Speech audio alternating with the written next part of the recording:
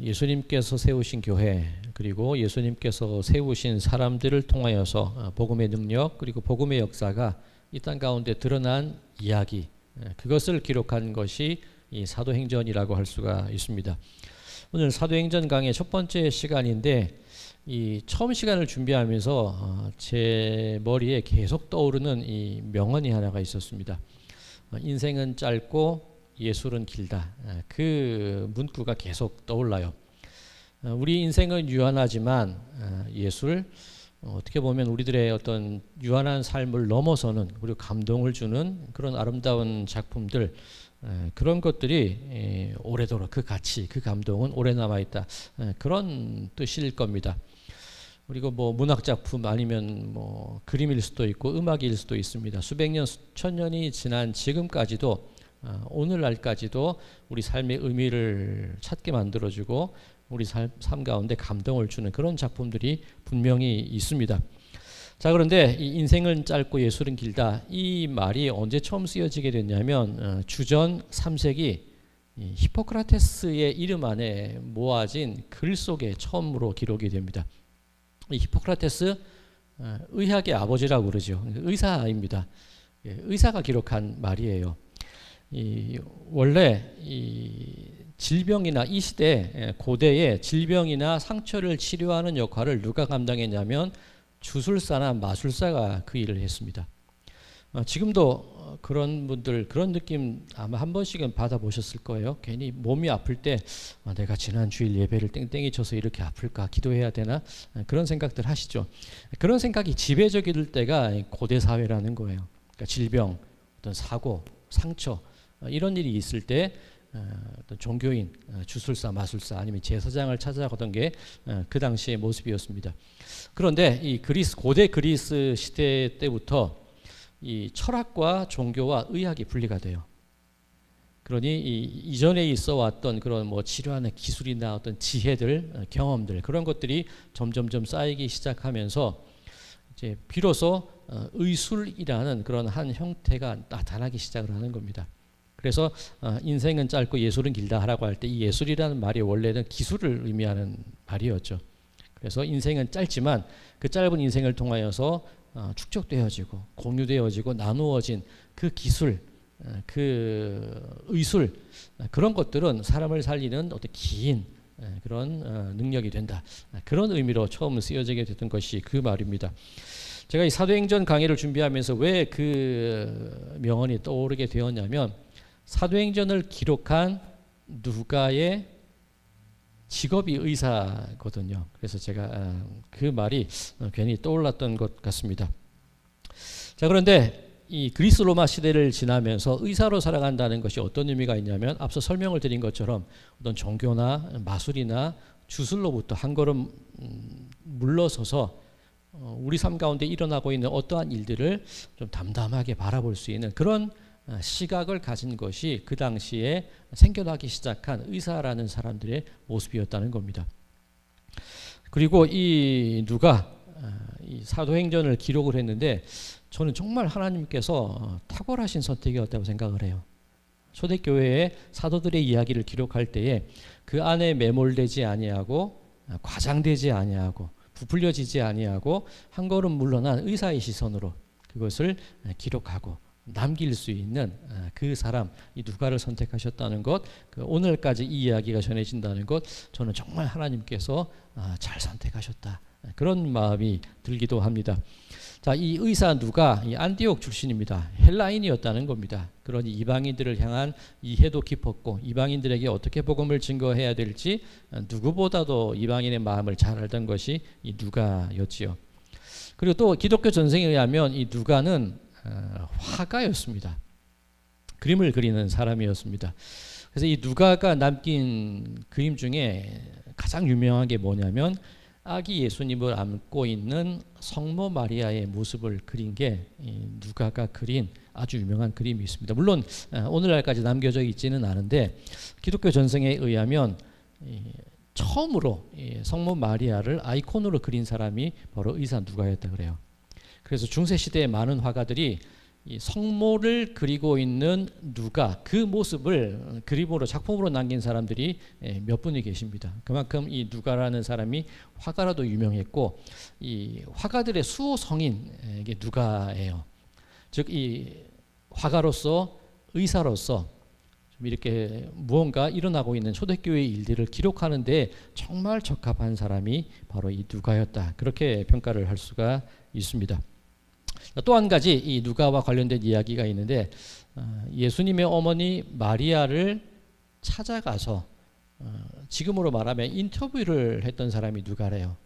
그러니까 예수님의 어머니를 그림 그리면서 함께 이야기를 나누면서 예수님의 어떤 생애, 삶 그런 것들을 전해 듣고 그것을 그림과 글로 남긴 사람이 바로 이 누가였다는 거지요. 자, 참고로 이 사도행전과 누가복음을 누가가 기록했지요.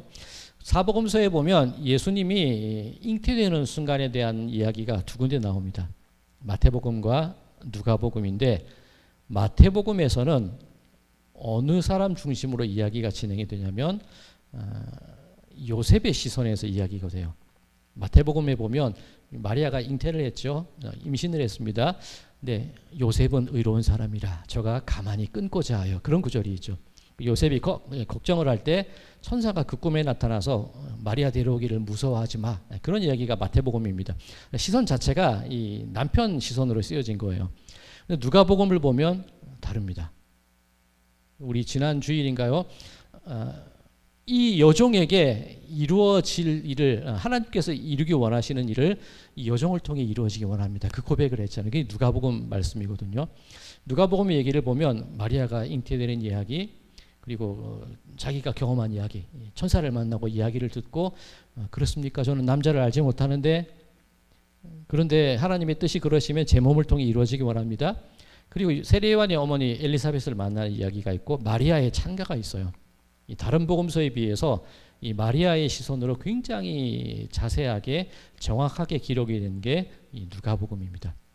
의사로서 화가로서 그리고 예수님의 어머니를 만난 사람으로서 그런 모습들 기록의 모습들이 이 누가복음과 사도행전에 잘 드러나는 것을 볼 수가 있습니다. 자, 얘기가 좀 넓어지는 것 같은데 오늘 본문으로 한번 들어가 보도록 하겠습니다. 오늘 사도행전 1장 1절에서 2절입니다. 데오빌로여 내가 먼저 쓴 글에는 무릇 예수께서 행하시며 가르치시기를 시작하심부터 그가 택하신 사도들에게 성령으로 명하시고 승천하신 날까지의 일을 기록하였노라. 데오빌로요. 이 사도행전을 기록한 이 받는 사람 독자가 데오빌로라는 얘기입니다. 그런데 이 내가 먼저 쓴 글에는 이라고 되어 있죠. 당연히 먼저 쓴 글은 누가복음일 겁니다. 그러니까 누가복음이 상권, 이 사도행전이 하권이라고 생각을 하시면 됩니다. 자, 그런데 이 먼저 쓴 글, 이 앞에 있는 누가복음도 비교해 볼 만한 가치가 있어요. 누가복음 1장 1절에서 4절까지를 제가 읽어 드릴 텐데 지금 읽은 사도행전 앞부분과 한번 비교해 보시기 바랍니다. 누가복음 1장 1절에서 4절입니다. 우리 중에 이루어진 사실에 대하여 처음부터 목격자와 말씀에 일꾼된 자들이 전하여 준 그대로 내력을 저술하려고 붓을 든 사람이 많은지라. 그 모든 일을 근원부터 자세히 미루어 살핀 나도 데오빌로 각하에게 차례대로 써보내는 것이 좋은 줄 알았노니 이는 각하가 알고 있는 바를 더 확실하게 하려 함이로다. 이 1편에서는 예수님의 생애, 제자들을 세우시는 과정 그리고 그 승천하시기까지 그 모든 것들이 기록된 게 누가복음 1편 상편이고 그 이후에 승천하신 이후에 교회의 이야기가 하편 사도행전이라 그런 뜻이 되겠죠.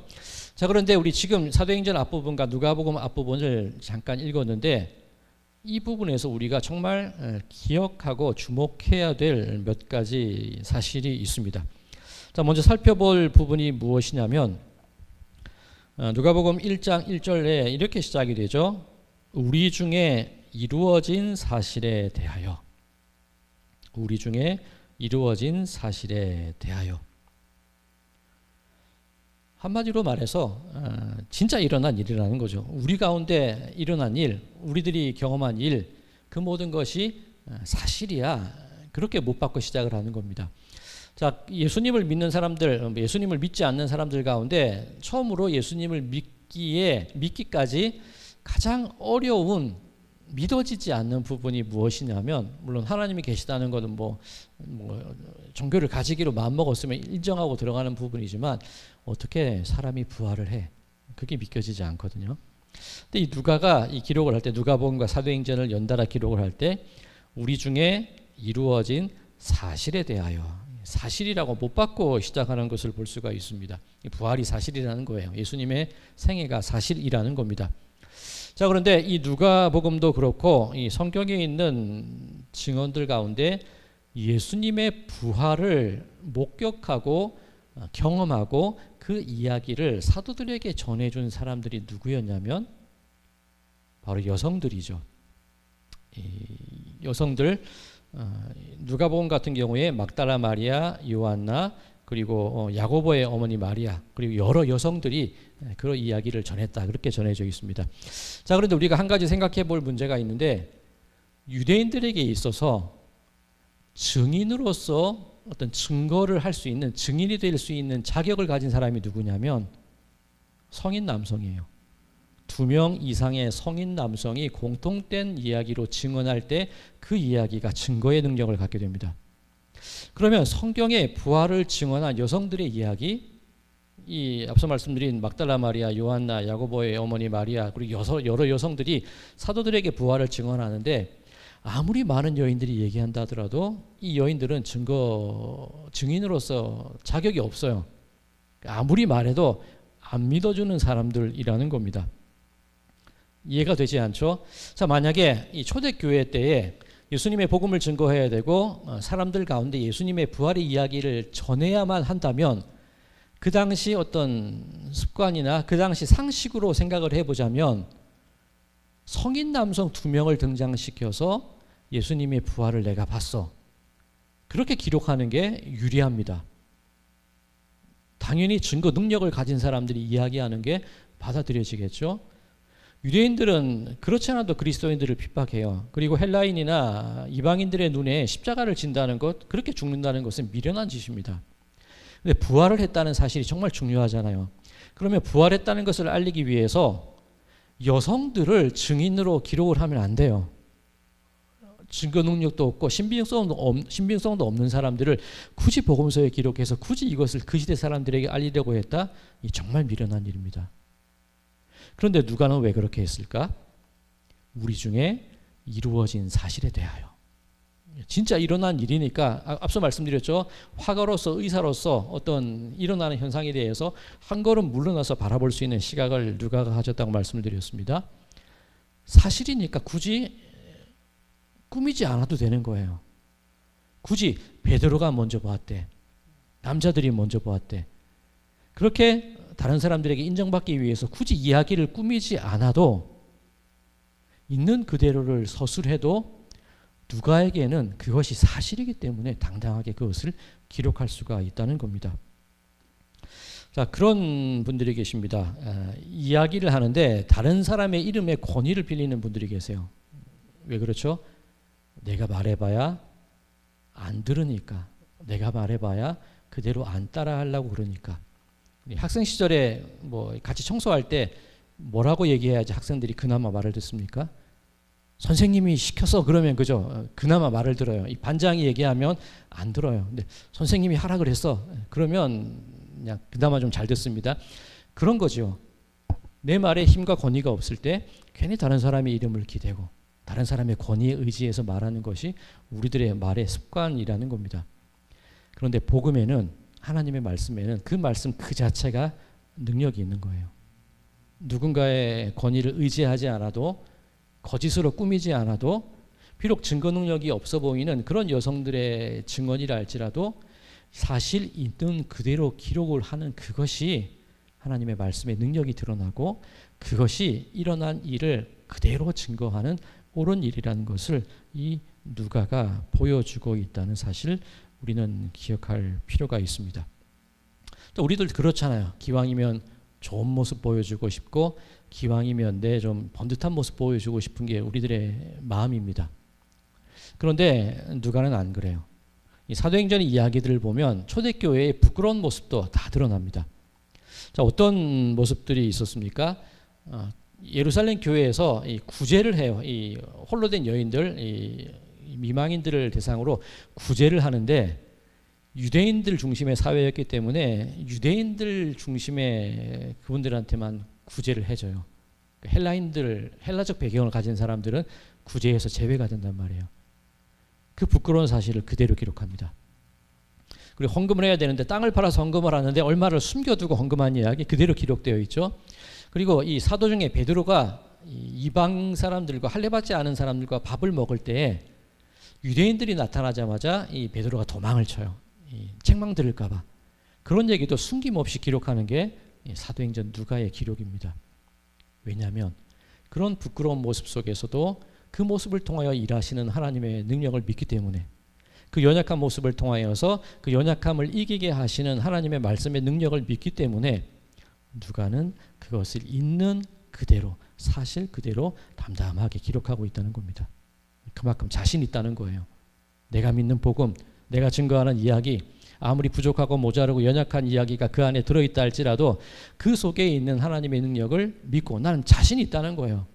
그러니 이 부끄러움과 그 연약함과 증거 능력 없는 사람들을 통하여서도 당당하게 복음을, 그 이야기를 기록하는 것이 사도행전이라는 거죠. 자, 그럼 우리는 어떻게 살아가야 하겠습니까? 있는 그대로 증거하면서 살면 된다는 겁니다. 있는 그대로 예수님 만난 이야기, 있는 그대로 내가 경험한 그 기쁨의 순간들, 굳이 내 잘못과 부끄러운 모습도 감출 필요도 없다는 거죠. 힘든 일입니다. 그렇죠. 어떻게 내 치부가 드러나요. 그런데 있는 그대로 그 가운데 하나님의 능력과 하나님의 말씀이 깃들어 있음을 믿고 증거할 때에 그게 그 모습이 사람들을 감동시키고 그 모습이 사람들로 하여금 교회로 이끌어 드릴 수 있는 능력이 된다는 것, 이것이 우리가 이 사도행전, 이 누가복음을 함께 읽어가면서 알아야 될 중요한 사실이라는 겁니다. 하나님의 말씀 그 자체에 능력이 있다는 것 믿으시기 바랍니다. 하나님의 말씀 그 자체가 우리들에게 감동을 준다는 것 믿으시고, 괜히 다른 사람, 다른 권위, 다른 이야기 기댈 필요가 없습니다. 말씀만 의지하시고 그 말씀에 기대어서 말씀만 바라보고 나아가시는 우리 모든 분들 되시기를 소망합니다. 두 번째 살펴볼 부분이 있는데, 사도행전에서 보면 데오빌로요 그렇게 호칭합니다. 그런데 이 상권 1권의 누가복음에서는 데오빌로 각하에게 그렇게 기록이 되어 있습니다. 어쨌든 1권, 2권 모두가 이 글을 읽는 대상이 데오빌로라는 사람인 거죠. 이 데오빌로라는 이름에 의미가 있는데 이 테오스와 필로스라는 단어가 합쳐진 겁니다. 테오스는 하나님이죠. 이 필로스는 사랑입니다. 이 데오빌로라는 이름의 뜻을 보면 하나님이 사랑하는 자 혹은 하나님을 사랑하는 자, 그렇게 다 해석을 할 수가 있습니다. 자, 많은 학자들이 이 사람이 누굴까 참 많이 연구를 했는데 누군지 몰라요. 역사 속에서 어떤 사람을 구체적으로 의미하는지는 모릅니다. 더군다나 이 누가복음에 보면 데오빌로 각하여라고 되어 있는데 이 크라티스토스라고 되어 있는데 그 말이 이 당시 총독에게 붙여지기도 했던 단어라 그래요. 그러니까 사도행전에 보면 이 벨릭스, 베스도 그런 총독들의 이름 뒤에 각하라는 말이 붙습니다. 고위공직자죠. 우리도 예전에, 지금은 잘 안 쓰죠. 예전에 각하하면 당연히 대통령을 떠올렸죠. 그러니 데오빌로 각하라고 했을 때 아마 로마 어떤 총독이나 권위 있는 사람이었을 것이다. 높은 고위직이었을 것이다. 그렇게 생각하는 분들이 많이 계십니다. 그런데 꼭 그렇게 생각하지 않더라도 말 그대로 하나님이 사랑하는 사람 혹은 하나님을 사랑하는 사람을 대상으로 기록했다. 그렇게 생각해도 큰 무리는 없습니다. 자, 그런데 주목할 부분이 어디냐면 누가복음에서는 데오빌로 각하여라고 되어 있고 사도행전에서는 데오빌로요. 데오빌로에게 이름만 붙어 있어요. 변화가 있었죠. 호칭의 변화가 있었습니다. 자, 누가가 의사라고 말씀드렸는데 지금 의사는 전문직이라고 전문직이지만 이 당시 의사는 그렇지 않아요. 이 당시 사회 속에서 고대 그리스 로마 사회 속에서 가장 존경을 받던 사람들은 철학자들이에요. 이렇게 사유하고 생각하고 토론하고 그런 사람들이 존경을 받던 시대입니다. 그리고 기술을 가진 사람들은 좀 낮은 계급에 속해요. 그리고 실제로 이 고대 그리스에서 의사, 이 병을 치료하고 상처를 치료하는 역할을 담당했던 사람들은 노예입니다. 그러니까 아마도 이 그리스 로마 시대를 지났기 때문에 누가가 노예까지는 아니더라도 아마 그렇게 신분이 높지는 않은 사람일 거라 그렇게 많이 보고 있습니다. 자, 그렇다면 누가복음을 기록했을 때 데오빌로 각하요. 그죠? 이 각하, 이 고위공직자, 그 사람과 이 의사 누가 사이에 어떤 소신이 왕래된다? 상상할 수 없는 일이에요. 어떻게 그렇게 낮은 계급의 사람이 높은 계급에 있는 사람에게 이런 이야기를 써서 보냅니까? 한 자리 있을 수 없는 사람이라는 겁니다. 자, 그런데 호칭이 사도행전으로 넘어가서는 데오빌로요. 그냥 이름을 부르고 있어요. 무슨 일이 일어난 겁니까? 그 사이에 첫 만남은 어떤 각하라고 부를 만큼 격식을 차려야 되고 예의를 차려야 되는 그런 관계였는지 모르겠지만 그리스도 안에서의 교제를 통해서 이제 허물없이 그냥 이름을 부를 수 있는 그런 사이가 됐다는 것을 의미하는 거죠. 우리가 로마서 16장 마지막 장 볼 때 우리가 사도 바울이 인사했던 그 이름들 기억나시죠? 이름 한 명 한 명 이름은 모르더라도 그 쭉 분위기 기억나시죠? 여성의 이름이 있었고 노예의 이름이 있었고 그리고 왕족, 귀족 가문의 사람들이 있었고 유대인들, 바울의 사촌들이 있었고 헬라인이 있었습니다. 그리고 멀리 있는 나라 사람들도 있었습니다. 교회의 힘이 그거라는 거예요. 한 자리에 도저히 있을 것이라고 상상할 수 없는 사람들이 함께 모여서 함께 그리스도를 믿고 살아가는 곳이 바로 교회라는 겁니다. 자, 안디옥 출신의 헬라인 누가 이방인을 향해 기록을 할 때 얼마나 그 마음 가운데 소망이 있었겠습니까? 하나님을 알지 못하는 사람에게 내가 이것을 기록해서 그들이 새롭게 하나님을 알아가고 그들이 하나님의 사랑 안에 머물러 가기를 얼마나 간절히 바라는 마음으로 이 이야기를 썼겠습니까? 그 간절한 바람이 데오빌로 각하여라는 그 각하라는 딱딱한 호칭에서 데오빌로에게 데오빌로요. 그 간절한 바람과 그리스도의 이름 안에서 이루어질 친교를 소망할 때에 실제로 삶 가운데 이런 일들이 일어났던 것이 초대교회의 힘이라는 겁니다. 자, 얼마 전에 제가 TV를 우연히 이렇게 보게 되었는데 정재형이라는 작곡가가 있습니다. 프랑스 유학 갔다 온 예능에 많이 나오는 그 정재형이라는 분이 있죠. 그분하고 이 빠니보틀이라고 해서 여행 유튜버가 있습니다. 이 두 사람이 함께 여행하는 그것을 제가 잠깐 보게 됐는데 여행 가운데 그 현지 사람, 그 현지 살아가는 현지인의 집에 하루를 묵게 되더라고요. 거기서 하룻밤 지내면서 그들과 함께 식사를 나누는 장면을 제가 잠깐 봤는데 우리로 치면 그 가정식을 먹는 거예요. 그 집에서 그 노부부가 사는 집에 이 두 사람이 가게 되었는데 그분들이 먹는 식사 그대로 이렇게 내놓습니다. 함께 밥을 먹는데 이 빠니보틀이라는 여행 유튜버가 정말 잘 먹어요. 막 먹더니 이렇게 막 손으로 카레였나 하여튼 그런 건데 막 찍어서 먹는데 맛이 있었나 봐요. 더 달라 그러고 또 찍어 먹고 더 달라 그러고 자기가 막 가서 음식을 가져와서 먹는 거예요. 그 노부부가 보시기에 얼마나 흐뭇하게 지켜봤을까요? 그죠? 이 여행객이라는 사람이 와서 아무런 거리낌 없이 정말 자식처럼 그렇게 행동하는 게 그 노부부에게는 허물없이 느껴졌을 겁니다. 자, 그 이후에 이 정재영이라는 작곡가가 나중에 그 여행 끝나고 나서 그 편집본을 보면서 하는 얘기를 들었는데 제가 참 마음에 찔림이 있었습니다. 그 정재영 씨가 뭐라 그러냐면 자기는 그렇게 못한대요.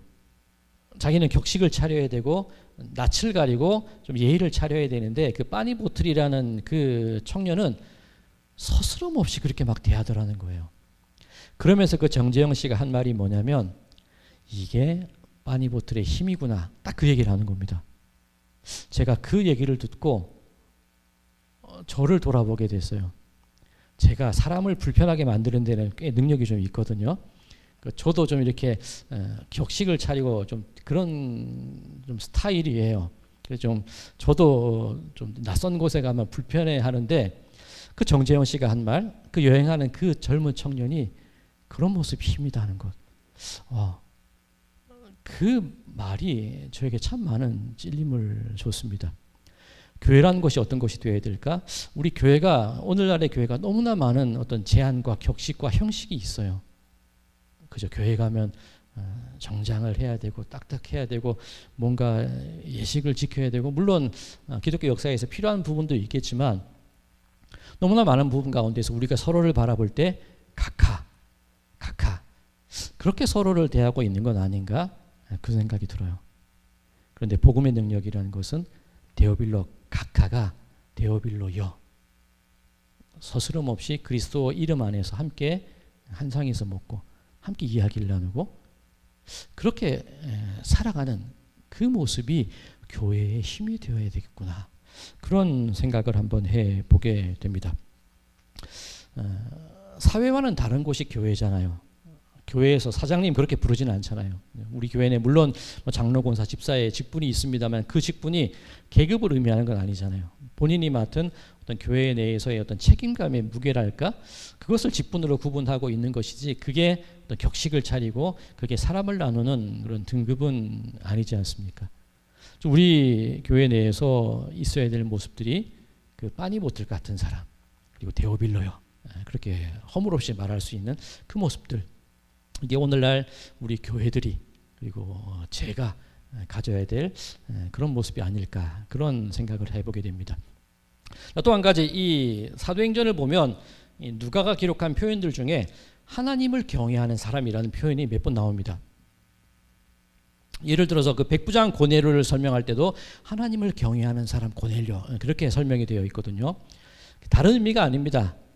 하나님을 사랑한다는 의미예요. 즉 이방인, 이 헬라인 누가가 다른 헬라인들을 바라볼 때 어떤 시선으로 바라보냐면, 우리는 교회 밖에 있는 사람들 혹은 죄인들을 바라볼 때 저 몹쓸 것들, 저 망할 것들, 그런 생각을 가지는지 모르겠지만 누가의 마음 가운데는 어떤 마음이냐면, 저 사람들은 하나님을 경외하는 사람이라는 거죠. 하나님이 사랑하는 사람이라는 겁니다. 이 세상을 보는 시각과 시선이 다른 거예요. 저 멸망받을 자들, 저 죄인들, 그 마음이 아니라 다 데오빌로인 겁니다. 저 하나님이 사랑하는 사람들, 저 하나님을 사랑해야 되는 사람들, 알지 못한 채 저 하나님을 경외하는 사람들.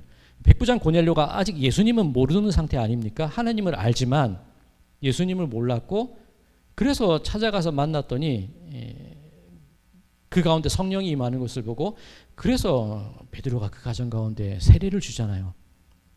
자주형사 루디아도 그렇지 않습니까? 하나님을 알기는 아는데 잘 모르잖아요. 그 바울이 가서 하나님께서 마음을 열어주신 그 여인을 향하여서 복음을 증거하고 그 가정에 교회가 세워지는 과정 아닙니까? 그 빌립보 감옥이 간수를 만났을 때 내가 어떻게 해야 됩니까? 라고 물어볼 때, 너와 예수 그리스도를 믿으라, 그러면 너와 네 집이 구원을 얻으리라.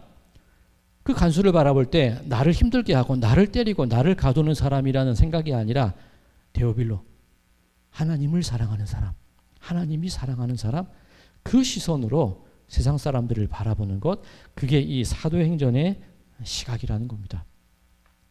자, 그렇다면 우리들이 교회 생활 혹은 세상 사람들과 섞여 살면서 지녀야 될 태도가 바로 그런 거라는 거죠. 각하가 아니라 편하게 이름을 부를 수 있는 사람들, 격식도 중요하겠지만 그 가운데 함께 서스럼 없이 한 상에서 이름을 부르며 먹을 수 있는 사람, 그리고 그 사람들을 판단하면서 그 사람들을 나의 대적으로 규정 지을 것이 아니라, 저 사람은 하나님이 사랑하시는 사람이야, 저 사람은 하나님께 돌아와야 할 사람이야, 그 시선으로 우리가 세상을 바라볼 때에, 그런 마음으로 살아갈 때 그 가운데 복음의 능력이, 그 가운데 구원의 역사가 일어나게 된다는 것, 그게 바로 사도행전의 역사라는 겁니다. 사도행전의 놀라운 교회의 이야기들이 어떻게 쓰여지게 됐습니까? 바로 이런 생각들, 이런 신앙의 고백들 위에 교회가 세워져 나가고 놀라운 부흥과 전도의 선교의 일들이 일어나게 되었다는 것을 우리는 기억하여야 될 겁니다. 인생은 짧고 예술은 길다. 오늘 설교를 시작하면서 그런 말씀을 드렸습니다. 우리들의 삶은 유한합니다. 짧아요.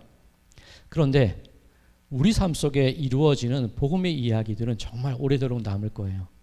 두고두고 기억하면서 두고두고 떠올리고 두고두고 그 행복의 순간, 그 기쁨의 순간, 내 구원의 감격의 시간들, 그것을 나누고 전해주고 함께 이야기할 때에 우리 짧은 인생이지만 기나긴 복음의 이야기는 분명 오래도록 남아서 우리들의 삶 가운데 생명을 살리는 귀한 힘으로 말씀의 능력으로 이 세상 가운데 나타나게 될 줄로 믿습니다. 저 하나님이 사랑하는 저 사람들, 우리 그렇게 세상을 보시자고요. 저 망할 사람들이 아니라 저 하나님께 돌아와야 될 사람들, 그들 향하여서 격의 없이 다가가고 있는 그대로 내 삶의 모습을 이야기하고, 무엇보다도 이 말씀의 능력을 의지하여서 굳이 꾸미려고 하지 아니하고, 굳이 좋으려고 하지 아니하고, 굳이 누군가의 권위에 의지하려고 하지 아니하여도 이 말씀만 가지고도 우리는 충분히 자신 있고, 이 말씀만 가지고도 우리는 충분히 행복하고, 이 말씀만 가지고도 충분히 능력이 있다는 것, 그것을 알고 그렇게 살아나가게 될 때에 우리 가운데에 오늘도 지금 이 시대에도 초대교회의 놀라운 능력들이 나타나게 될 줄로 믿습니다. 바라기는 인생은 짧고 복음의 이야기는 길다. 그 복음의 이야기들 즐겁게 자신 있게 감사하게 있는 그대로 전하고 증거하며 그렇게 많은 분들과 하나님의 사랑 데오빌로 안에 그렇게 살아나가시는, 그렇게 증인된 삶을 살아가시는 그런 우리 모든 분들의 삶이 되시기를 주님의 이름으로 간절히 축원드립니다.